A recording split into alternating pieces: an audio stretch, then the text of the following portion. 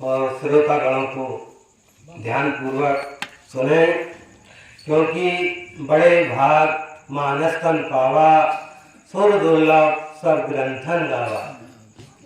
बड़े भाग से परमात्मा की अहेतु कृपा होती है। जन्मों जन्मों के जब पुण्य उदय होते हैं तब ये मनुष्य शरीर प्राप्त होता है।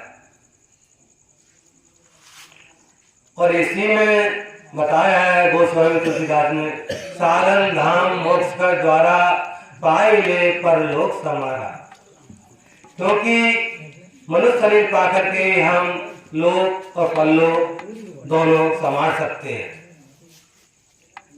मगर मनुष्य शरीर जब तक सूना है, जब तक मनुष्य जीवन में सद्गुरु ना है, क्योंकि गुरु गोविंद दो खड़े काके लागे पाए, बलिहारी गुरु आपने तो गोविंद दियो मिलाए। क्योंकि गुरु में वो सामर्थ्य है, परमात्मा से मिला सकता है। अगर हमारे जीवन में वो परमात्मा ना आए तो खाना पीना सोना ये तो हम पशु योनि में ही करते चले आए। मनुष्य जन्म में यही एक लक्ष्य है। क्योंकि न क्यों कहते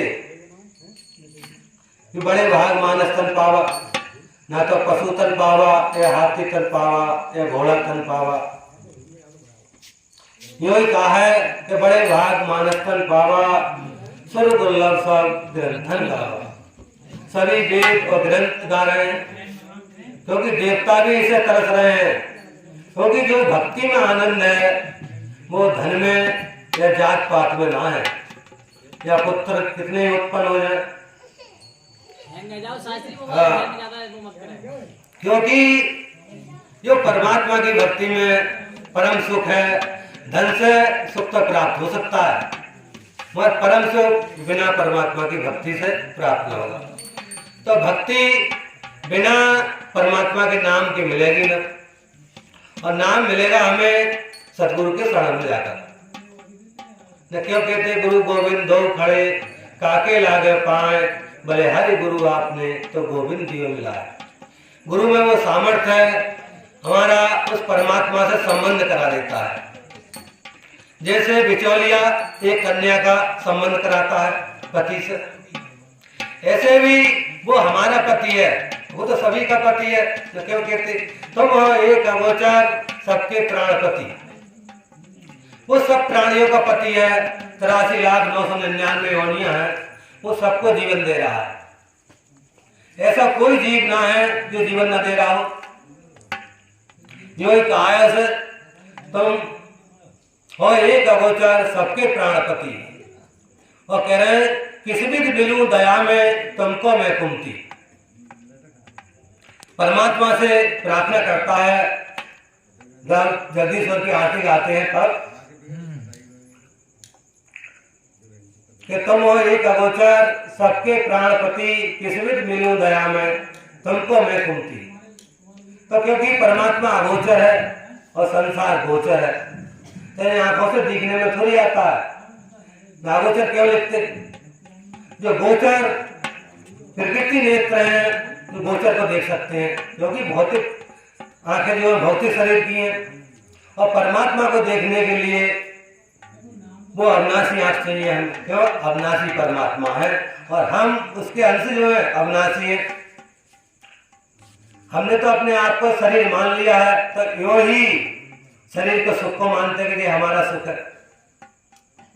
ज्यादा चर्चा करें तो कहते हैं हमें ज्यादा तो समझ में आता नहीं है।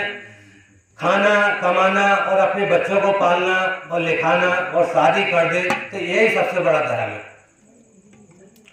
तो इतना धर्म होता तो देखिए एक पक्षी है, वो भी अपने बच्चों को पालता है और पालन करता है और जन्म भी देता है और उनके लिए मकान भी बनाता है, घोंसला। इतने ही हम मनुष्य जन्म में आकर कर रहे हैं। क्योंकि हर प्रजाति अपनी अपनी आयु को जो अपनी अपनी जो संख्या है आगे बढ़ा रही है। 83,999 योनियां सभी आय को भी बढ़ाती हैं, मगर यही मनुष्य शरीर का भी कर्तव्य ब्रह्मा जी ने बताया है कि पितर ऋण से मुक्ति ना है, यो गृहस्थ आश्रम अपनाना जरूरी है। क्योंकि देव ऋषि नारद जी ने ब्रह्मा जी की बात ना मानी तो उन्हें श्राप दे दिया था इसी बात के पीछे। क्योंकि सबसे पहले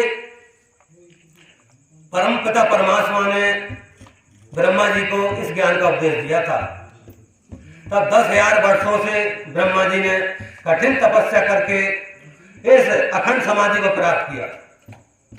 देखो, एक कल्प समाधि होती है और एक अखंड समाधि होती है।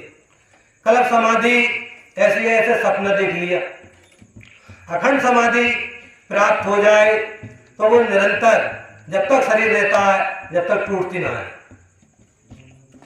ये अखंड समाधि है। तो वही समाधि ब्रह्मा जी को प्राप्त हुई। तब जगदीश्वर ने कहा, हे ब्रह्मा जी, अब तुम्हें अखंड समाधि प्राप्त है, अब तुम्हें मेरी त्रिगुणी मई माया कभी न व्यापेगी। और हकीकत है, जिसको अखंड समाधि प्राप्त हो जाए माया उसकी दासी हो जाती है। अब तुम मेरे नाम का जाकर के प्रचार करो।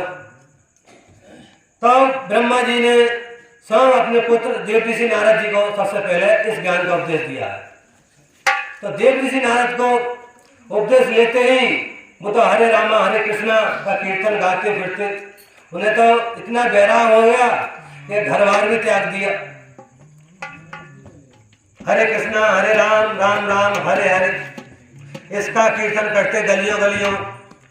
और जब वापिस आए तब ब्रह्मा जी ने कहा, हे पुत्र, अब तुम गृहस्थ आश्रम को अपना लो। तब देव ऋषि नारद ने कहा कि ऐसे